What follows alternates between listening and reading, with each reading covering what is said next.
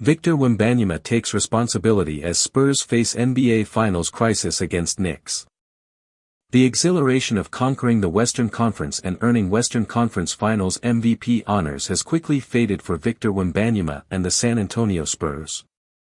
What remains is a harsh reality that threatens to derail their championship dreams. After dropping the first two games of the NBA Finals to the New York Knicks, the young Spurs find themselves staring at a daunting 2-0 deficit. While the team as a whole has struggled to perform at its best, much of the spotlight has fallen on their franchise cornerstone, Victor Wembanyama, who openly admitted that he has not been at his sharpest during the series. Following San Antonio's heartbreaking Game 2 loss, Wembanyama faced reporters with visible frustration and disappointment. Rather than deflecting blame or searching for excuses, the 22-year-old superstar accepted responsibility for critical mistakes that contributed to the defeat. For the second consecutive game, he shouldered the burden of the loss. The Spurs had mounted a remarkable comeback in the fourth quarter and appeared poised to steal a crucial road victory. Instead, a series of costly errors in the closing moments allowed New York to escape with another win and take firm control of the series. When questioned about his late-game decision-making, particularly during the final three possessions that included two missed jump shots and a costly turnover involving teammate Stephon, Wembanyama offered an honest assessment of his performance. "I'm still very blurry, and that's the whole problem," he admitted. The comment immediately caught attention throughout the basketball world because it reflected something deeper than a simple bad shooting night. Wembanyama acknowledged that mentally and emotionally, he had not fully recovered from the intense battle that preceded the NBA Finals.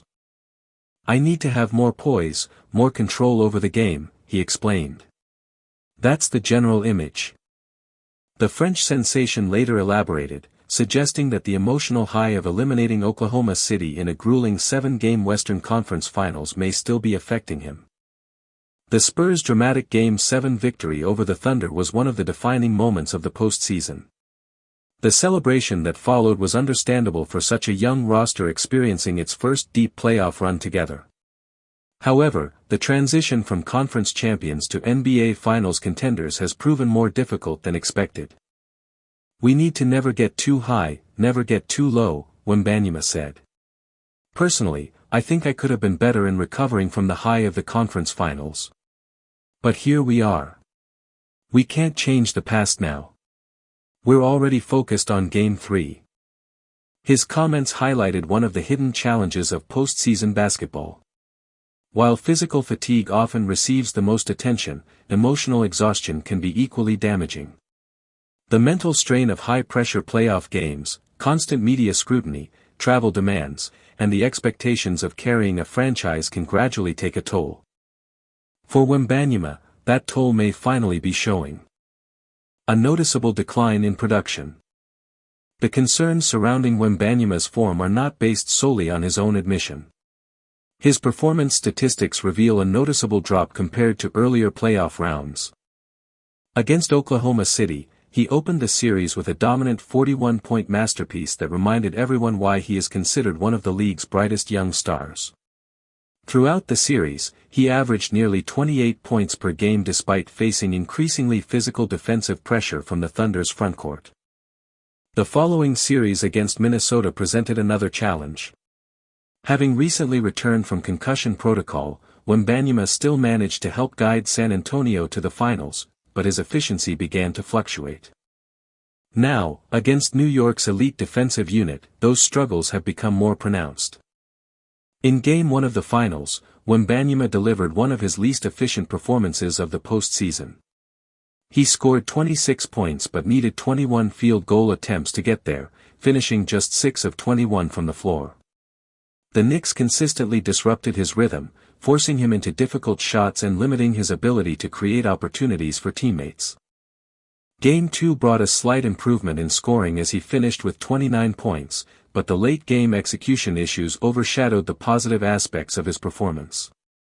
As the pressure intensified in the final minutes, New York's defense became even more aggressive.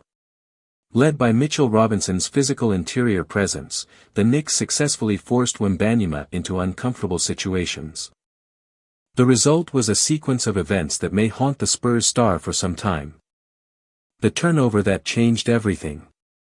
With San Antonio trailing by just 2 points in the final moments, Wembanyama secured possession and looked to initiate one last offensive push. The situation demanded composure. Instead, urgency took over. Attempting to quickly advance the ball, Wembanyama tried to deliver a pass to Stephon. Unfortunately, Castle was not looking for the ball. The young guard had turned his attention elsewhere while attempting to create spacing. The miscommunication proved disastrous. Knicks superstar Jalen Brunson immediately recognized the mistake.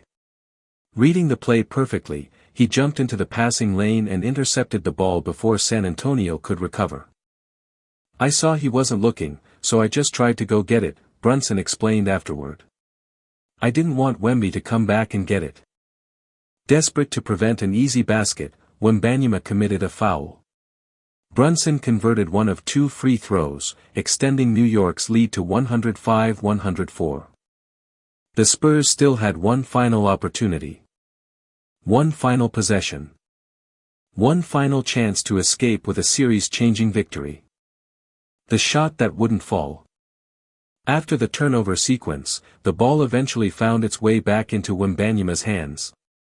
The moment was exactly what every superstar dreams about. The crowd was on its feet. The championship stakes could not have been higher. Wembanyama rose for the potential game-winning shot.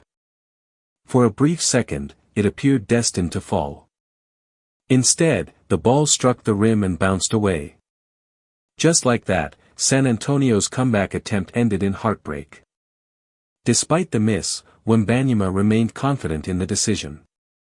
"Of course, I liked the shot," he said afterward. "I feel like in this moment you need to shoot to score.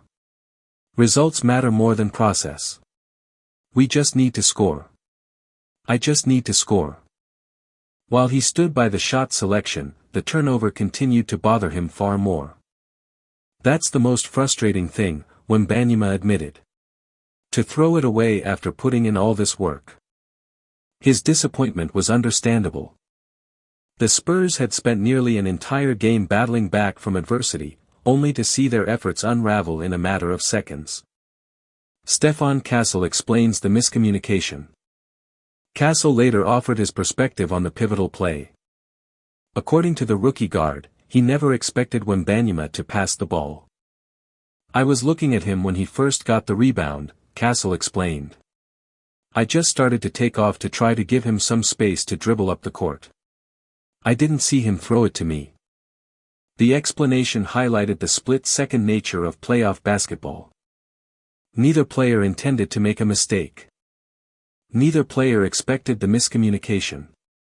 Yet in the NBA Finals, even a brief lapse in awareness can change the outcome of a game. And potentially, an entire series. Spurs refuse to place blame on Wembanyama. Although Wembanyama has been openly critical of himself, the Spurs organization has refused to place the burden solely on their young superstar. Head coach Mitch Johnson emphasized that San Antonio's struggles have been collective rather than individual. "We don't feel like we played well or up to our standard in the last 2 games, Johnson said. "New York has played very well and they're a part of that. But if we play our brand of basketball and play up to our standard, we'll be just fine." Johnson's comments reflect the broader reality of the series. The Knicks have simply been the better team through 2 games. Their defense has been disciplined. Their execution has been sharper. Their veteran experience has shown in critical moments. And their ability to capitalize on mistakes has made all the difference. Madison Square Garden awaits. The challenge now becomes significantly more difficult. The NBA Finals shift to Madison Square Garden, where the Knicks will host Finals games for the first time in nearly 30 years. The atmosphere is expected to be electric. New York fans have waited generations for this moment. The building will be louder than anything many of San Antonio's young players have ever experienced. For Wembanyama, the pressure will only intensify. The road back begins at Madison Square Garden. Whether Game 2 becomes the turning point that sparks a comeback or the defining heartbreak of San Antonio's season remains to be seen. But one thing is certain, all eyes will be on Victor Wembanyama when the Spurs step onto the floor for Game 3.